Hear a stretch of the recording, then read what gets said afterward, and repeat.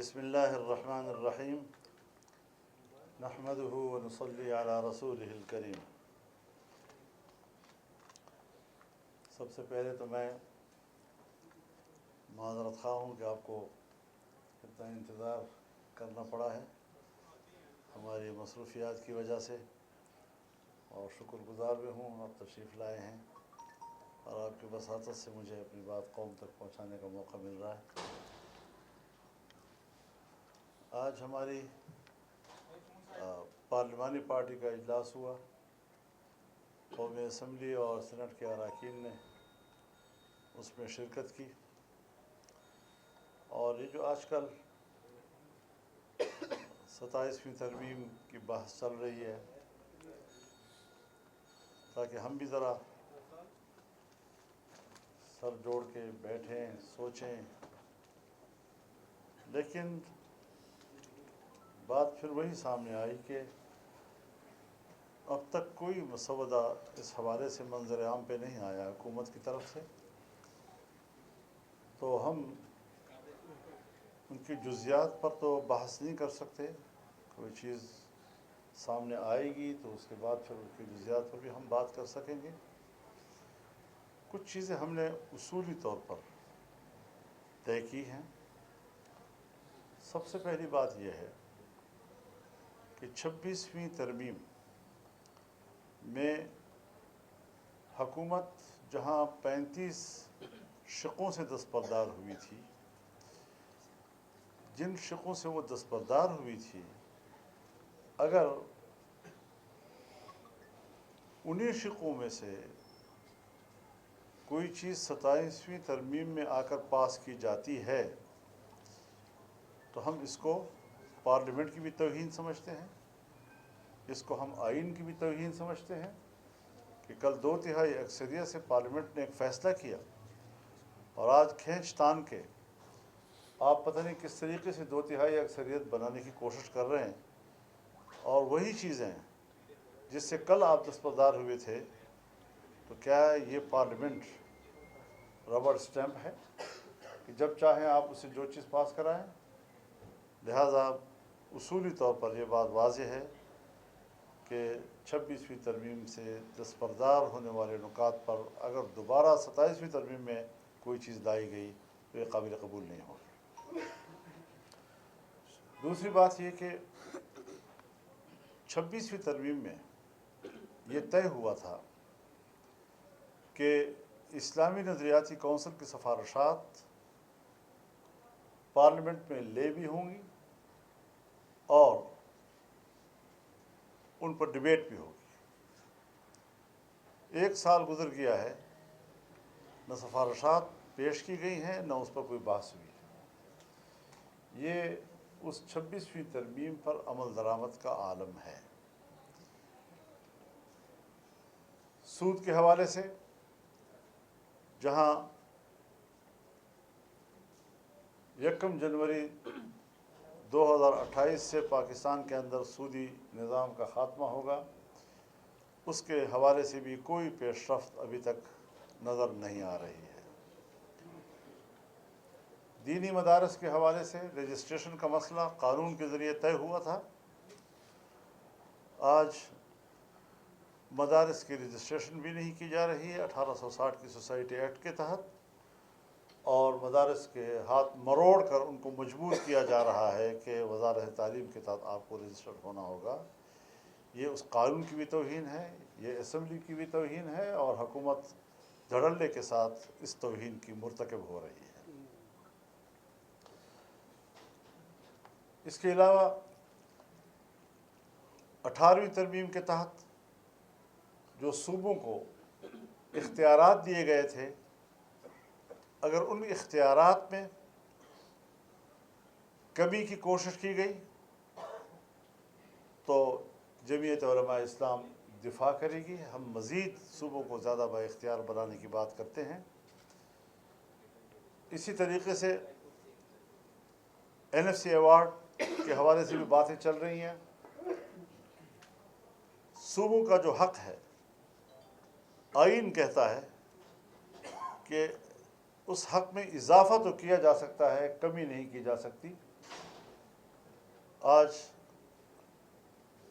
صوبوں کے اگر حق پہ ڈاکہ ڈالا جاتا ہے تو ہم نے اصولی فیصلہ یہی کیا ہے کہ جمعیت علماء اسلام بھرپور مخالفت کرے گی اس کی. تو یہ کچھ چیزیں ہیں جو اصولی طور پر ہم نے طے کیے ہیں. مزید جب کوئی ڈرافٹ سامنے آئے گا تو پھر ان کی جزیات پر بات چیت ہو سکے گی. سرزد ہم نے اپنا یہ مولانا صاحب یہ بتائیے گا کہ آپ نے جیسے یہ کہا کہ آپ نے NFC کی بھی مخالفت کر دی ہے, آپ نے اس کے ساتھ 26ویں آئین ترمیم میں جو منظور ہوا اس کو بھی مخالفت کر دی کہ اس میں جو چیزیں رہ گئی تھیں ان کو دوبارہ نہ لایا جائے. لیکن یہاں پر ایک چیز جو کہی جا رہی ہے 243 آرٹیکل, اس میں ترمیم, کیا یہ اس وقت 26ویں آئینی ترمیم کا حصہ تھا یا نہیں تھا؟ کیا آپ اس کی حمایت کریں گے یا مخالفت کریں گے اس حوالے سے؟ جی بالکل, آپ نے صحیح بات کی ہے. ہم نے اس کو دو حوالوں سے دیکھنا ہے. اگر تو ملک کے اوپر, ملک کی سیاست کے اوپر, آئین کے اوپر, جمہوریت کے اوپر اس کے منفی اثرات پڑتے ہیں تو ہمیں قبول نہیں ہوگا. اگر اس میں کوئی انتظامی قسم کی باتیں ہیں اور صرف انتظامی قسم کی باتیں, تو انتظامی چیزیں جو ہیں وہ ملک میں چلتی رہتی ہیں. اس کے حجم کو ہم دیکھیں گے, اس کی شکل کو ہم دیکھیں گے کہ وہ کیا ہے, تب جا کر ہم اس پر کوئی حد کریں گے. 243 آرٹیکل میں جو مطلب کی ترمیم کی باتیں ہو رہی ہے, کیا اس کے ساتھ خیبر پختونخوا یا بلوچستان یا ملک بھر میں جو مسائل ہے وہ ٹھیک ہو جائیں گے؟ اور دوسرا یہ ہے کہ آپ کے بیٹے کو جب یارک پہ روکا گیا تو اس کے بعد سے آپ نے جس طرح ریئیکشن دکھایا, اور ابھی جس طرح کے علماء یا لوگ یا آپ کے کارکن ٹارگٹ ہو رہے ہیں, اس طرح کا ریئیکشن آپ نہیں دکھا رہے, کیا وجہ ہے؟ دیکھیے, میں نے تو اس وقت بھی کوئی ریئیکشن نہیں دکھایا. آپ نے کون سی میری ریئیکشن دیکھی؟ کوئی جلوس, کوئی جلسہ, کوئی احتجاج, کوئی دھرنا, کچھ بھی نہیں دکھایا. کیونکہ میں اپنے ملک کے تمام بچوں کو اسجد کے برابر سمجھتا ہوں. جو میرے سامنے وہ شہید ہو رہے ہیں, ان کا خون بہہ رہا ہے, وہ بھی ہمارے ہی بچے ہیں. اور میں صرف اپنے بیٹے کے لیے تو احتجاج کروں, اس پر رد عمل دوں, اور باقیوں کے بارے میں تو ایسی کوئی بات خدا نہ کرے کہ ایسا ہو. ہم بڑے سنجیدہ لوگ ہیں اور ہمیں ہمارے سامنے ہر بچے کا خون اپنی اولاد کا. 243 آرٹیکل پر میں نے جواب دے دیا ہے, تفصیل سے دے دیا ہے. امید ہے کہ یہ سب کچھ اس کے بعد ٹھیک ہو جائے گا اگر اس میں ترمیم ہو جاتی ہے؟ حضرت ٹھیک تو کچھ بھی نہیں ہو رہا. جب ٹھیک کرنے کی بات آئے گی تو جب تک ہم اجتماعی سوچ پیدا نہیں کریں گے اور صرف ایک ادارے کے کوئی سوچ وہی حاکمیت کرے گی, تو میرے خیال میں پارلیمنٹ سے پوچھنا چاہیے, ہماری پارلیمنٹ کی جو سیکورٹی کمیٹی ہے اس کو بٹھانا چاہیے, تمام سٹیک ہولڈرز کو بٹھانا چاہیے, اور ایک اجتماعی قومی رائے جو ہے اس پر. مولانا صاحب یہ بتا دیں بنیادی طور پر, مولانا صاحب بنیادی طور پر یہ بتا دیں کہ اس وقت جو اپوزیشن کی بڑی جماعت ہے وہ آپ سے پیدر پہ آپ سے متواتر ملاقات ہوئی اور ایک بار پھر آپ کی ورکنگ ریلیشن شپ قائم ہو گئی ہے. انہوں نے ایک آج اصولی بیانیہ یہ جاری کیا ہے کہ ہماری پارلیمانی پارٹی نے یہ فیصلہ کیا ہے کہ یہ جو ہے نا یہ سسٹم یہ سارا کا سارا فیک ہے, یہ اسمبلی فیک ہے, اور اس اسمبلی کو مینڈیٹ ہی نہیں ہے کہ اتنی بڑی جوہری تبدیلی کر دے آئین میں. آپ اس بارے میں میرے خیال میں اس کی تائید کروں گا, اس لیے کہ یہ ایک عوام کی نمائندہ تو ہم نے کبھی نہیں کہا اس کو, اور 26ویں ترمیم کے دوران تمام پارلیمنٹ جو ہے وہ باہمی طور پر رابطے میں تھا, اور اسی رابطے نے یہ کمال دکھایا کہ ہم نے حکمران کو ایک ڈرافٹ کے 35 دفعات سے دستبردار کیا, اور بہت سے ہم نے اپنی مرضی کی چیزیں جو ڈالی وہ قبول ہوئیں. لیکن اب وہ پریکٹس دوبارہ تو ایسی اسمبلی نہ کرے کہ جس پہ اعتراضات ہیں اور جو عوام کی نمائندگی کے حوالے سے وہ اس پر کوشچنس ہیں. آپ نے 26ویں آئینی ترمیم میں ووٹ دیا اور 26ویں آئینی ترمیم میں ہی ایکسٹینشن کی بات آئی اور ٹینیور 5 سال ہوا. ایک تو یہ کہ ایک بات یہ ہو رہی ہے کہ سپریم کمانڈر جو ہے وہ اس کا جو طاقت ہے یا جو اتھارٹی ہے وہ صدر مملکت سے کہیں اور شفٹ ہو رہی ہے, ایک. اور دوسری چیز یہ کہ آپ نہیں سمجھتے, آپ نے بھی اس ایکسٹینشن میں حصہ لیا, کہ اگر ایک بندے کو ایکسٹینشن ملتی ہے تو پیچھے سینکڑوں افسران متاثر ہوتے ہیں, اور یہ تاثر بھی آتا ہے کہ شاید ایک بندہ جو ہے وہ کمپیٹنٹ ہے, باقی ادارے میں سے لوگ نہیں ہے جو اس ادارے کو جو ہے وہ اس کی لیڈرشپ کر سکے. تو آپ نہیں سمجھتے کہ اس سے پامالی بھی ہوتی ہے اور یہ تاثر بھی سامنے آتا ہے؟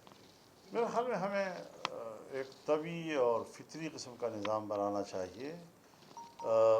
गैर तबी और गैर फितरी किस्म के जो हम कवानीन बनाते हैं, सोसाइटी कल उसको कबूल नहीं करती, सियासी माहौल उसको कबूल नहीं करता, तो हमें अपनी ताकत का नाजायज़ फ़ायदा नहीं उठाना चाहिए। अच्छा मौलाना ये बताएं, 26वीं आईनी तरमीम में ख़त्म कर दी गई, जो 35 जगह ख़त्म कर दी गई थी, उसमें से कुछ दोबारा इस तरह आपने कहा कि ऐड किए जा रहे हैं, तो आप समझते हैं कि 26वीं आईनी तरमीम में उनका साथ देकर आपने गलती की, और अगर गलती की तो बार बार उन पर ट्रस्ट क्यों कर रहे हैं? बात तो सुनो खुदा के बंदे, हमने कहा कि हमने उनका साथ नहीं दिया, उनको दस्तबरदार किया।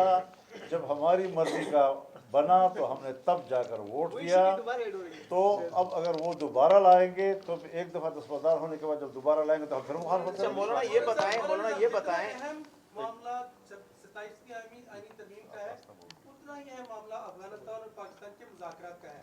आप असर रखते हैं अफगानिस्तान के हवाले से भी, क्या आपको एतमाद में लिया जा रहा है? मुज़ाकरात आज भी हो रहे हैं और ग्रंटर जो है दो ऐसे मुल्क हैं, क्या उनसे रब्ता हुआ आपका? या हुकूमत का क्या किरदार होगा आपका? नहीं, मेरा इस वक्त कोई रब्ता नहीं है, लेकिन मैं